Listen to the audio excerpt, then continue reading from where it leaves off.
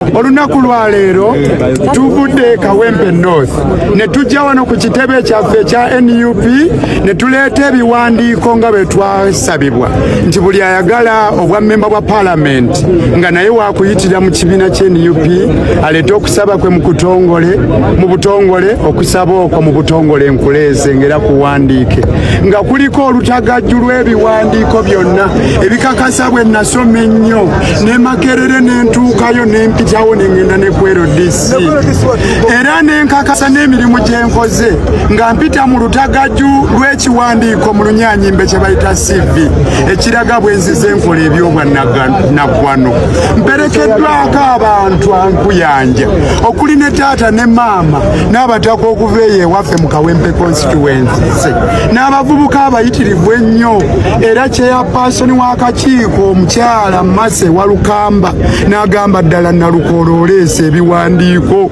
awatali kugamba enduulu nedda na bwe kityo abantu b'e Kawempe North muninde nga bwe mumpulidde ebbanga lyonna nga nkola emirimu gy'ensonga nga nnwanirira obwenkanya n'eddembe ly'obuntu enfuga ennungi enfuga egoberera amateeka enkulaakulana obumu enkulaakulana y'abantu abavubuka okulaba nga tuzuula ebitone byabwe okulongoosa embeera mwe tusula eyo ey'emigotteko okukaayanira enguudo ennungi okukaayanira obujjanjabi obulungi okukaayanira ebyenjigiriza ebisaanidde okulaba nga abavubuka abafu abatalina mirimu ate nga tebaweeka mirimu batuuka mu ddala eri abo abakugu abasaanye okufuna emirimu nga tebakoma kubeera abo abanoonya emirimu wabula nga nabo bennyini basobola okutandika emirimu obwo bwe bumu ku buvunaanyizibwa bwe tulina ate nga seerabidde nti obuvunaanyizibwa obukulu obwa memba wa Parliament busangibwa mu kawaayirako 79 okukola amateeka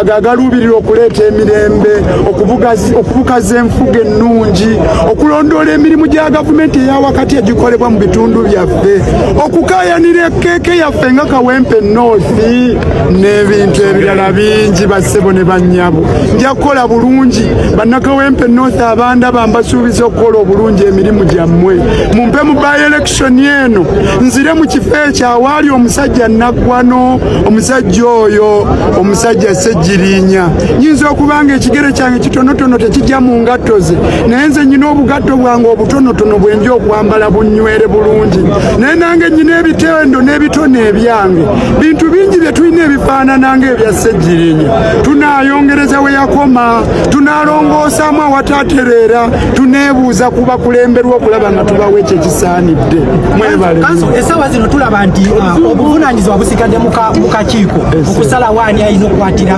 NUP bendera singa kijja omukisa ne gubeera ku muntu omulala oli mwetegefu okugenda n'ekiragiro n'ekya kakiiko kingana abakasaze ewulira ono omusajja atalowoozanga ku nsonga y'ekkonkome singa ekkonkome libanga oli wadditungira empale omukira gwalyo n'oguteeka wa kyosooka okulowoozaako laba namungi w'omuntu okuva mu Kawempe North eyeeyiye wano laba obukugu n'obumanyi Nalukoola byalina ddala entengereze bannanga akakiiko kaba kazijjeewa naye kyokka ate era Nalukoola NUP agoberera enkola eya demokurasiya engeri ennungi eyitibwamu mu bukulembeze lwaki yali badde atandika okukyusa goloposi ng'obudde butuuse naye ani atalaba byewandiikiddwa ku bire waggulu bangi abavuddeyo abaagala naye era Nalukoola bannange yasinga okwaka bwe ziba munyeenye Nalukoola yasinga okutemagana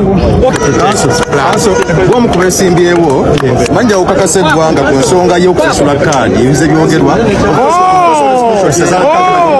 Ladies and gentlemen, allow me to use this opportunity to inform you that no single member of NUP has ever requested for any money from me as it is alleged on social media. It is not true. Nobody has ever called me. Nobody has ever texted me. All the allegations carried in the fabricated screenshot WhatsApp. Indeed, I have never communicated with Chairman Nyanzi through WhatsApp, and that is not my handwriting. I have never communicated to him whatsoever. Nobody has ever requested money from me to give me a ticket of NUP. Nobody. Tewali yali ansabyeko ku sente yonna mbuno muwe sente mbu nsobole okufuna tiketi y'NUP. Boogera bijweteke byanjwanjwa oyo kalebule bagala okunyambaza nnyini eddiba ly'embuzi bandiise emisege balimba nze teri yali ansabyeko ku sente ekirala sinyumyangako na Chairman Nyanzi ku WhatsApp nga bwe babijweteka teri yali ansabye sente neyo handwriting eyogerwako si yange mu WhatsApp si yenze siwandiika bwentyo n'oluzungu lwange si lweru olwange lwa ddala nnyo okusinga kaawo si yefe abaayogere. This is also an opportunity to talk about your past connections with DP and also the belief that you are not connected to the ground with the foot soldiers. I think it's a point as well to talk about those two as well, those pictures that are painted of you. But now, haven't you seen? I think it was very clear. I've said that in law we have a principle called Recipsa Loquita. Facts speak for themselves. You've been with us from Mbogo to here. Haven't you seen foot soldiers? Haven't you seen them welcoming us? Haven't you enjoyed the warm welcome from the foot soldiers? Haven't you heard from the people on the ground? And went I there? What are you talking about, my brother? And then, when you are talking about Democratic Party, it's true. I've been a member of Democratic Party. I have served it to the rank of National Legal Advisor. But last year, I resigned. I left the Democratic Party. I'm a member of NUP. Among the documents which I have presented today was the card, the membership card of National Unity Platform. Now what are you saying, my brother? Those who are saying that I'm not on the ground, that I have...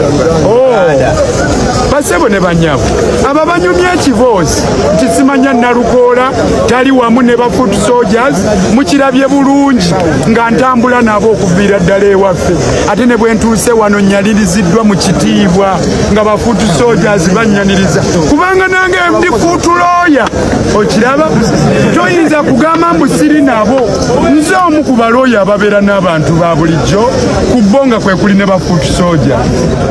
Ekyokubiri kyerambise bulungi nti nze navadda mu Democratic Party ebimu ku byenjolesezaayo olwaleero chairperson byasinziddeko gamba nti ddala nnyina ebisaanizo ebadde kaadi y'NUP nayingira dde omwaka guli nensala okuva mu Democratic Party sikyaliwo eyo sebo kale nabwe kityo oyo anyumye ebya Democratic Party kunze alimba navaayo dda newankubadde gye nali ekirala bwe wabaayo wa Democratic Party yasiiwuuka empisa nze maama w'oyo si ye maama wange nze ndi Nalukoola ndi mulala buli ccupa etuula ku ntobo yaayo temumpaayiriza olw'ebikolobero ebyakolebwa abantu abalala nze ndi wa NUP ate ne bwe nali mu Democratic Party nali wa mpisa nnungi nakolanga bulungi emirimu gyange okutuusa Nobert Mawule yameteka ku Democratic Party ttoomi n'agamba nti ekibiina kyaffe nga tewali we tutudde wonna nti kikoze endagaano ne General Museveni ebintu ebyo byali binyiiza nnyo nabwe kityo atambuza ebigambo mbu Nalukoola ate simanya Democratic Party eyo twavaayo dda akakayimba kakadde kagwako dda.